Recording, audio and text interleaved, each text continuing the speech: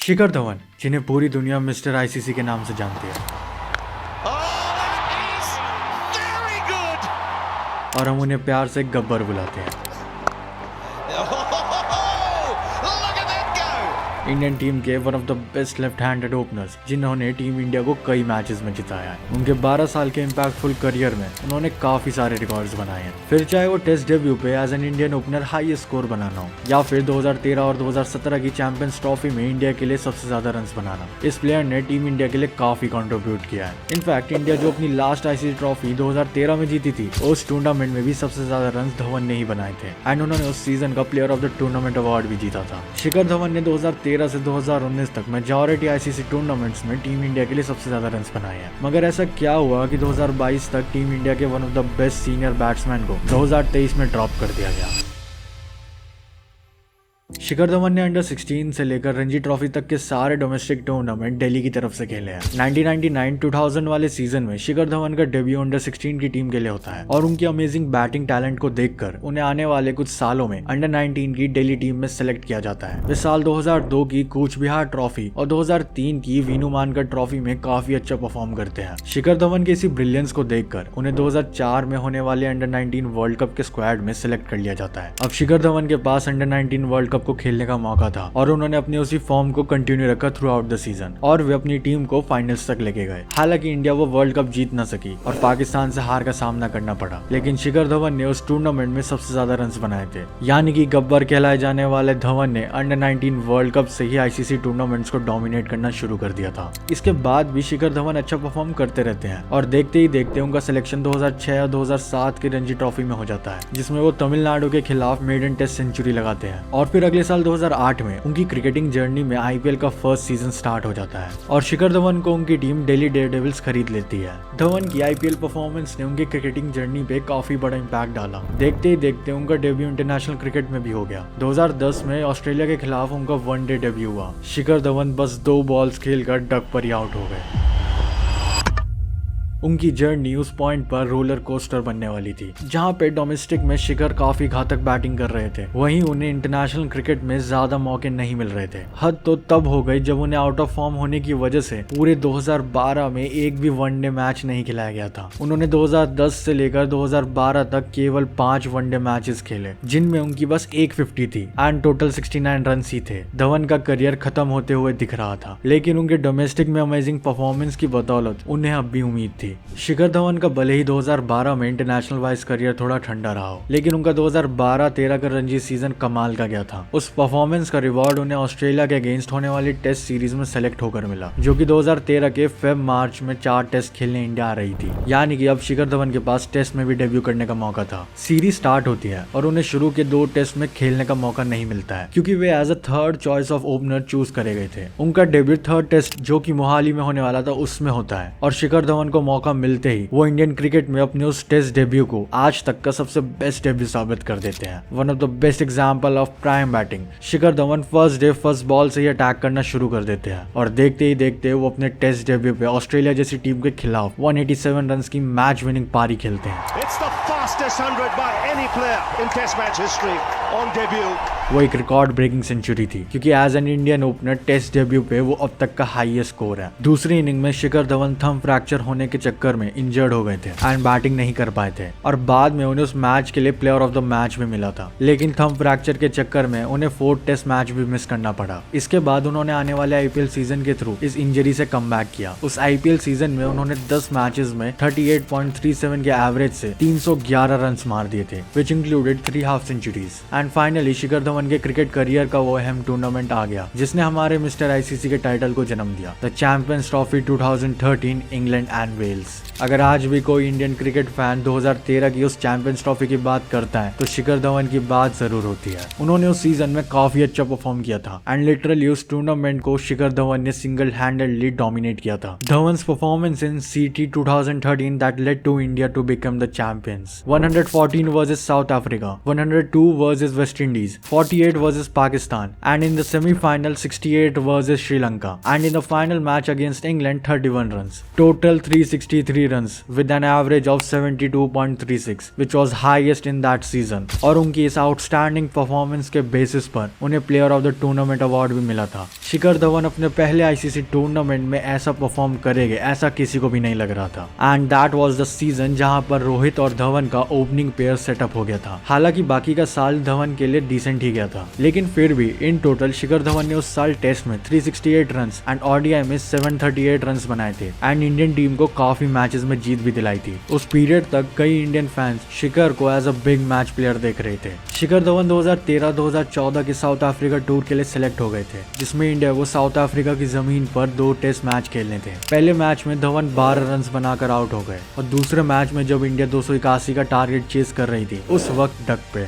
धवन का south Africa tour काफी flop गया। लेकिन अगले टूर में जो कि न्यूजीलैंड का था उसमें उन्होंने अच्छी बैटिंग करी। पहले टेस्ट मैच में उन्होंने पहली इनिंग में डक पे आउट होने के बावजूद सेकंड इनिंग में अपनी सेकंड टेस्ट सेंचुरी मार दी। वो इतना खुश हो गए थे कि जब वो उस इनिंग में 93 पर बैटिंग कर रहे थे तब उन्होंने लॉन्ग ऑफ की तरफ 6 मारा, और तब वे 99 के स्कोर पर पहुंच गए। उनसे इतनी खुशी बर्दाश्त ही नहीं हुई, और कोहली के कहने पर 99 पर ही वे सेंचुरी के सेलिब्रेशन करने लग गए थे। लेकिन बाद में उन्हें जब पता लगा तब उन्होंने नेक्स्ट बॉल पर रन बना के फिर से सेलिब्रेट किया, और ज्यादा खुशी से। वैसे उनके उस न्यूजीलैंड टूर को देखा जाए तो अगर हम उस इनिंग को हटा देते हैं तो वो टूर भी साउथ अफ्रीका टूर जैसा ही गया था, और Shikhar Dhawan away test matches में इंडिया के लिए कुछ ज्यादा खास नहीं कर पा रहे थे, और उनकी पोजीशन को लेकर टीम मैनेजमेंट में सवाल उठने लग गए थे। 2014 के एशिया कप में धवन की शुरुआत अच्छी नहीं रही, मगर एंड तक आते आते धवन इंडिया के लीडिंग रन स्कोरर बन चुके थे। अनफॉर्चुनेटली इंडिया उस टूर्नामेंट में फाइनल्स तक नहीं जा पाई, और एशिया कप को श्रीलंका ने जीत लिया। Dhawan in 2014 Asia cup 28 versus Bangladesh, 94 versus Sri Lanka, 60 versus Pakistan. India failed to qualify for the finals and Dhawan scored 182 runs, which were highest for India. 2014 के एशिया कप के बाद वो उसी साल T20 वर्ल्ड कप के स्क्वाड का भी पार्ट थे, जिसमें उनका बाकी टूर्नामेंट के कंपैरिजन में एवरेज परफॉर्मेंस ही था, बट उन्होंने केवल 3 मैचेस ही खेले थे, एंड बाकी के मैचेस में उन्हें बाहर बैठना पड़ा था। Basically he got dropped out from the team due to poor performance. Dhawan in 2014 T20 World Cup 30 versus Pakistan,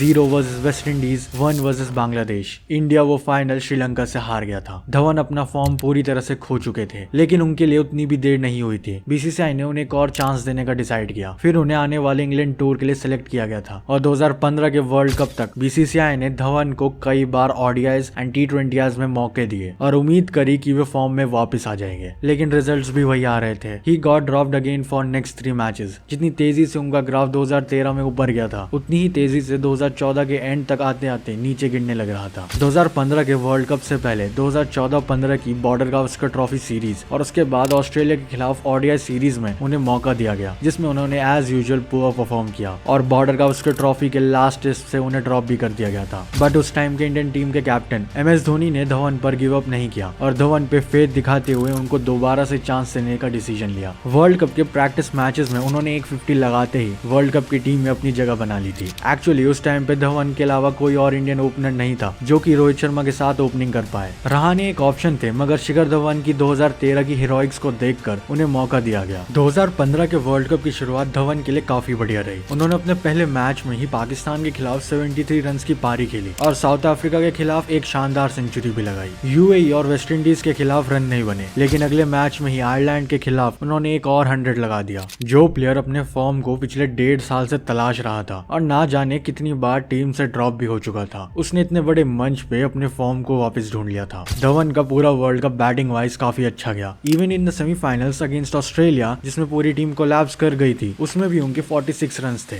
overall Shikhar Dhawan ने उस सीजन के 8 मैचेस में 420 रन मारे with 1 half century and 2 centuries. He scored most runs for team India in that World Cup. As a batsman 2015 के successful world cup के बाद उन्हें test side में भी बुलाया गया, और उन्होंने आते ही बांग्लादेश के खिलाफ 173 रन की शानदार पारी खेली, और उसके बाद होने वाली ओडीआई सीरीज अगेंस्ट बांग्लादेश, उसमें उन्होंने 160 रन स्कोर करे, और वो सीरीज के टॉप स्कोरर भी रहे। और 2017 तक शिखर धवन इंडियन टीम का एक अहम हिस्सा बन चुके थे, and one of the senior player जिन्होंने इंडियन टीम के लिए कुछ कंट्रीब्यूट किया हो। धवन ने टीम इंडिया को 2016 का एशिया कप जितवाने में भी मदद करी थी, एंड वे कंसिस्टेंटली रन बना रहे थे। 2017 की चैंपियंस ट्रॉफी में धवन का फॉर्म वैसा ही रहा जैसा एक्सपेक्टेड था। उन्होंने 5 मैचेस में 338 रन बनाए, जिसमें एक सेंचुरी भी शामिल शामिल थी अगेंस्ट श्रीलंका। ये कहना गलत नहीं होगा कि शिखर धवन की सबसे बड़ी खासियत उनके बड़े मैचेस में परफॉर्म करने की ही है। जब भी टीम को आईसीसी टूर्नामेंट्स में धवन की जरूरत पड़ती है तब धवन ने रन्स बनाए हैं। वो पहले की तरह इस चैंपियंस ट्रॉफी में भी टॉप स्कोरर बने और उसी टूर्नामेंट में उन्होंने अपने आईसीसी टूर्नामेंट के 1000 रन भी पूरे करे विद एन एवरेज ऑफ 67.6। उस टूर्नामेंट के अंदर धवन अपनी टीम को फाइनल तक ले गए, लेकिन फाइनल में इंडियन टीम को पाकिस्तान से हार का सामना करना पड़ा। 2017 जैसे तैसे खत्म हुआ। शिखर धवन ओडीआई में पूरी तरह से वापसी कर चुके थे। न केवल उनकी तरफ से कंसिस्टेंट परफॉर्मेंसेज आ रही थी, लेकिन उन्होंने बाकी प्लेयर्स का कॉन्फिडेंस भी बढ़ाया था। धवन ने 2017 में 48 की एवरेज से 960 रन बनाए। फरवरी 2018 में धवन ने अपना 100 ओडीआई मैच खेला अगेंस्ट साउथ अफ्रीका एंड उस मैच में भी उन्होंने सेंचुरी लगाई। उस सेंचुरी के साथ वो पहले ऐसे इंडियन बैट्समैन बन गए जिन्होंने अपने 100 ओडीआई मैच में सेंचुरी लगाई हो। फिर एक और मल्टीनेशनल टूर्नामेंट आ जाता है, 2018 का एशिया कप। धवन ने 2016 का एशिया कप जितवाने में तो मदद की ही थी, अब उन्हें 2018 में भी यही सेम काम करना था, जो कि उन्होंने बखूबी किया। पूरे टूर्नामेंट में 5 मैचेस खेलकर धवन ने 357 रन बनाए, जिसमें 2 सेंचुरीज भी शामिल थी। उन्हें इस परफॉर्मेंस के लिए प्लेयर ऑफ द टूर्नामेंट भी मिला था। उस टाइम तक काफी सारे फैंस बना चुके धवन को अपने playing style and ICC tournaments में कंसिस्टेंट परफॉर्मेंस की वजह से उनके फैंस एंड एक्सपर्ट्स के द्वारा मिस्टर आईसीसी और गब्बर का टाइटल दिया गया। धवन का ऐसा फॉर्म पूरे साल चला और उन्होंने कई प्लेयर ऑफ द मैचेस भी जीते। साल 2018 में धवन ने 49.83 की एवरेज से 897 रन बनाए और फिर आने वाले कुछ महीनों में 2019 का वर्ल्ड कप आ गया और किसी को उम्मीद नहीं थी, and I would like to repeat this, किसी को भी उम्मीद नहीं थी कि वो टूर्नामेंट शिखर धवन का आखिरी टूर्नामेंट बन के रह जाएगा। धवन ने वर्ल्ड कप के पहले मैच में साउथ अफ्रीका के खिलाफ खेलते हुए 8 रन बनाए, मगर अगले मैच में उन्होंने सेंचुरी बनाई, वो भी थंब में इंजरी होने के बावजूद। अब उनकी इस इंजरी की वजह से वर्ल्ड कप से रूल आउट करके इंडिया भेज दिया गया। धवन उस मैच में थंब फ्रैक्चर होने के बावजूद आखिर तक टिके रहे एंड उन्होंने 117 रन की अमेजिंग नॉक खेली, जो कि आज भी उनकी one of the best knock है। 2019 की इंजरी के बाद धवन ने 2020 तक ज्यादा इंटरनेशनल मैचेस नहीं खेले और फिर उसके बाद 2020 में पैंडेमिक की वजह से पूरी दुनिया और क्रिकेट रुक गया था, लेकिन 2020 में उनका आईपीएल सीजन दिल्ली कैपिटल की तरफ से काफी शानदार रहा और अगले साल 2021 में जब इंटरनेशनल क्रिकेट रिज्यूम हुआ तब उनकी इंडियन टीम में वापसी हो गई एंड उनके एक्सपीरियंस एंड सीनियरिटी को देखकर उन्हें श्रीलंका टूर में ओडीआई एंड T20I के लिए कैप्टन चुना गया, लेकिन वहां पर उनकी कैप्टनसी कुछ खास नहीं रही। धवन ने उस साल में कम मैचेस खेले, लेकिन फिर भी 59 के एवरेज से उन्होंने 297 रन बनाए with strike rate of 91.95। Shikhar Dhawan form में आ ही रहे थे, मगर एज फैक्टर उनके लिए कहीं ना कहीं अगेंस्ट था और 2022 में वो हुआ जो कि बिल्कुल भी नहीं होना चाहिए था। शिखर धवन अपने आईसीसी टूर्नामेंट्स के परफॉर्मेंस के लिए तो जाने जाते ही है, साथ में उनका स्ट्राइक रेट काफी ज्यादा रहता है, जिससे उन्हें बाकी प्लेयर्स के कंपैरिजन में एडवांटेज मिलता है। जब से उनका डेब्यू हुआ है सिंस 2013, उनका minimum average 45 plus and strike rate 90 plus का ही रहा था, चाहे उनका फॉर्म कैसा भी रहा हो। मगर 2022 में वही एवरेज अब 34 का हो चुका था और स्ट्राइक रेट 74 तक गिर गया था, जिसकी वजह से उन्हें 2023 में ड्रॉप कर दिया गया फॉर अपकमिंग वर्ल्ड कप और फिर ओडीआई में उन्हें कभी भी कोई मौका नहीं दिया गया। शिखर धवन ने इंडिया के लिए 2018 से टेस्ट क्रिकेट और 2022 से ओडीआई एंड T20I नहीं खेला है और अब उनका टीम में वापस आना बहुत मुश्किल लग रहा है। वैसे कुछ नहीं बल्कि बहुत लोगों का ये कहना है कि उनके वाइफ के साथ उनके इश्यूज होने की वजह से उनको जो मेंटल प्रेशर मिला है उस वजह से उनकी फॉर्म में डिक्लाइन आया है, बट मैं ये सब डिस्कस नहीं करना चाहता हूँ because it's his privacy and I don't want to invade it with my thoughts और थ्योरीज। जिस खिलाड़ी ने आईसीसी टूर्नामेंट्स में लेजेंड्स जैसी परफॉर्मेंस दी हो, उस खिलाड़ी को एक बेकार साल होने की वजह से टीम से हमेशा के लिए ड्रॉप कर दिया गया and believe it or not, we as Indian cricket fans ये तो एक्सेप्ट करते ही है कि धवन इस सबसे बेटर डिजर्व करते थे एंड उनकी ऐसी एंडिंग होगी वो किसी ने भी उम्मीद नहीं करी थी। Thank you mister ICC for your contribution to the Indian cricket team, but I really want him to make a comeback in the upcoming IPL season so that we can see him playing for India in future matches। अगर India के सबसे बड़े match fixing scandal के बारे में जानना है तो इस वीडियो पर क्लिक करो, और अगर हरभजन सिंह के 2008 के मंकी किड स्कैंडल के बारे में जानना है तो इस वीडियो पर। Thanks for watching.